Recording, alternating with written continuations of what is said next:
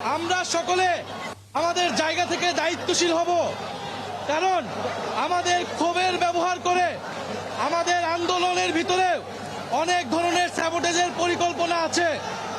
এই সময় নয় জাতিকে বিভক্ত করার, এই সময় আমাদের লড়াইয়ের গতিমুখকে যারা অন্যদিকে নিয়ে যেতে চায় তাদের প্রতি আমাদেরকে সতর্ক হতে হবে। জুলাই গণঅভ্যুত্থানে আমরা কিন্তু ঐক্যবদ্ধ ছিলাম, আমাদের কর্মসূচি ছিল স্পষ্ট, আমরা ঐক্যবদ্ধভাবে সেই কর্মসূচি দিয়েছি। আজকে আমরা আহ্বান করছি বাংলাদেশের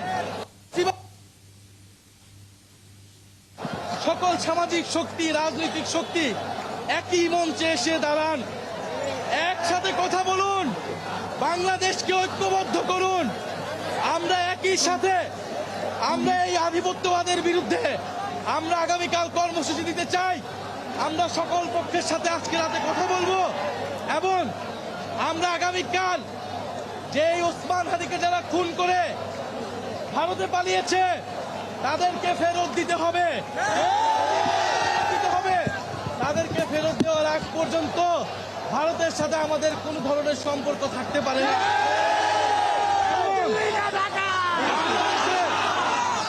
বাংলাদেশে যেই গণহত্যাকারী বাংলাদেশে গণহত্যা করে, যে দিল্লিতে আশ্রয় প্রশ্রয় পেয়ে এই সকল ষড়যন্ত্র, সকল খুন, সকল যুদ্ধ পরিচালনা করছে, সেই শেখ হাসিনাকে ভারত সরকারকে ফেরত দিতে হবে অবিলম্বে। শেখ হাসিনা এবং জুলাইয়ের যত খুনি রয়েছে, শরীফ ওসমান হাদি যত খুনি রয়েছে তাদেরকে ফেরত দিতে হবে।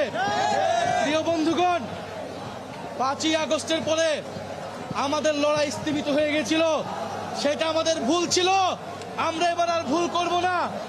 এই লড়াই আমাদেরকে অব্যাহত রাখতে হবে, কিন্তু আপনাদের প্রতি অনুরোধ থাকবে, আমরা আজকে কালকে নামবো, আবার পরশুদিন বাড়ি চলে যাব, আজকে এখানে সেখানে আগুন লাগাবো, কালকে বাড়ি চলে যাব, এটা আমাদের আন্দোলনের গতিপথ না।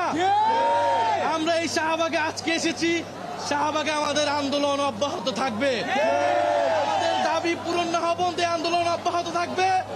আপনাদের সকলের প্রতি আহ্বান থাকবে, যার যার জায়গা থেকে আমরা দায়িত্বশীলভাবে গণতান্ত্রিকভাবে আন্দোলন চালিয়ে যাব।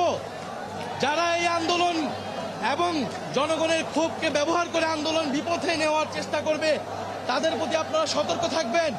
আমরা চাই একটা ঐক্যবদ্ধ জায়গা থেকে জুলাইয়ে যেভাবে আমরা ঐক্যবদ্ধ ছিলাম সেইভাবে আন্দোলন পরিচালনা করতে, এবং সারা দেশের মানুষের প্রতি আহ্বান থাকবে, জুলাই গণ অভ্যুত্থানে আপনারা যে সকল স্পটে আন্দোলনে নেমে এসেছিলেন, চট্টগ্রাম, রাজশাহী, বরিশাল, খুলনা, রংপুর এবং ঢাকা শহরের যাত্রাবাড়ি, উত্তরা, সব জায়গায় অবস্থান কর্মসূচি গ্রহণ করুন। আমাদের আন্দোলন হবে শান্তিপূর্ণ এবং গণতান্ত্রিক, এবং রাজনৈতিক দলের নেতাদেরকে বলবো, আপনারা এবার মুখ লুকাবেন না।